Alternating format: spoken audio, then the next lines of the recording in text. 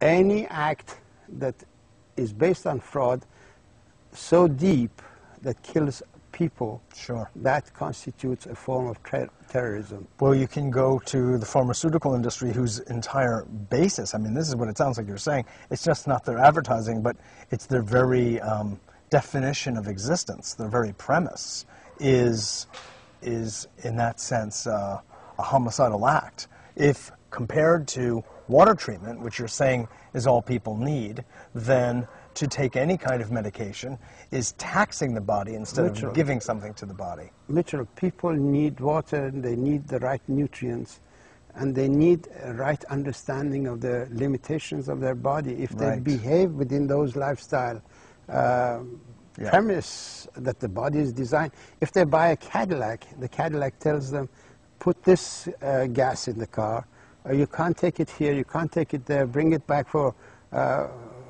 repair, service. If they go out of that constraint, naturally the car will break down. Nature has told us you need water for your everyday function, because we lose about 2.5 quarts of water a day, every day of our body. We lose 1 quart of water in breathing. Every time you breathe out, a lot of water leaves your body. You lose about 1.5 quarts in urine formation, because you need to get rid of the toxic waste. You lose some through perspiration, not sweating, perspiration. So just the breathing of the skin. Basically, you lose about 4 quarts of water a day. 2 quarts you get out of the food that you eat. But other 2 quarts, 2.5 quarts, depending on the weather and so on, you need to replace that every day. If you shortchange the body with the water that it needs, and you give it beverages that further dehydrate the body, caffeinated beverages dehydrate the body, alcoholic beverages dehydrate the body. There is a certain amount of validity in taking fruit juices and vegetable juices, but you can't replace the entire water needs of the body with these juices. So basically you need water in order to survive. You need the minerals. The essential minerals are calcium, magnesium, potassium, selenium, zinc. These are the intracellular minerals. If you give the body this mineral or eat a diet that contains these minerals, you also need salt. For every quart of water, you need a teaspoon of salt, because there are 2 oceans of water in the body. 1 ocean of water is inside the cells. The water that you drink goes into the ocean inside, and the salt that you take keeps some of that water in the ocean outside of the cells. These 2 oceans have to be in balance in the same way as Atlantic and the Pacific have to be in balance. Once you take the water, you take salt, you take these minerals, no disease will have a chance to appear. Then you need the right diet for repair mechanisms and for raw materials, for neurotransmitter formation, for creation of proteins and so on. Basically, if you behave like this, the body is capable of living into 150, maybe even 200 years in the right environment.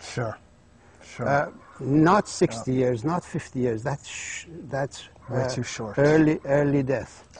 So your main prescriptions then, doctor, are water, at least a couple of quarts of water a day. Yes. And for each quart, a 1/4 teaspoon of salt. Minimum amount, yes. Because for the mineral content. Yes. And salt should be basically a sea salt of unrefined salt. But unfortunately, unrefined salt doesn't contain enough iodine. So people who are taking sea salt also need to supplement with a little bit of iodine. They can get it from kelp, or they can get it from these multivitamins, 1-a-day vitamins that everyone should take. Right, I see. And with these very simple, very inexpensive items, a person can maintain the health and live a very great long life. Yes, absolutely. If we teach this to the school children, we can save them from a whole lot of problems. Obesity? Obesity is a complication of dehydration. We can save children from complications of dehydration. Their education ability will improve. Their tendency to addiction will disappear, because addiction is another way of showing that the body was short of water, and we substituted.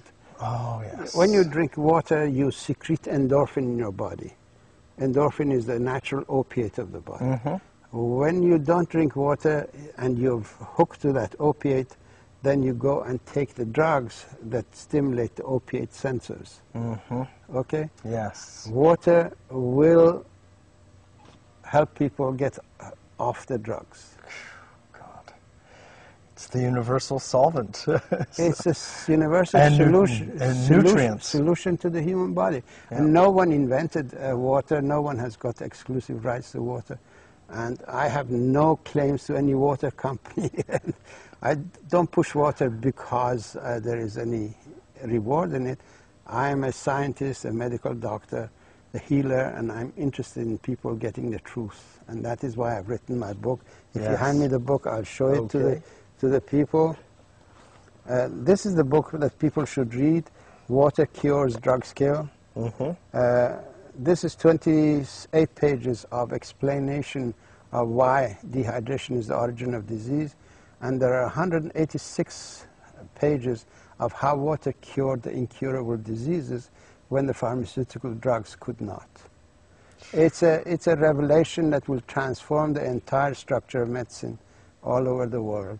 And this is a challenge to the medical establishment, and people need to read this book and take it to their doctor, take it to their congressman, take it to their senator, and demand from these people to take their side and stop the drug industry terrorism against society. Medicine is, some medications are absolutely essential, antibiotics are essential. Sure. Some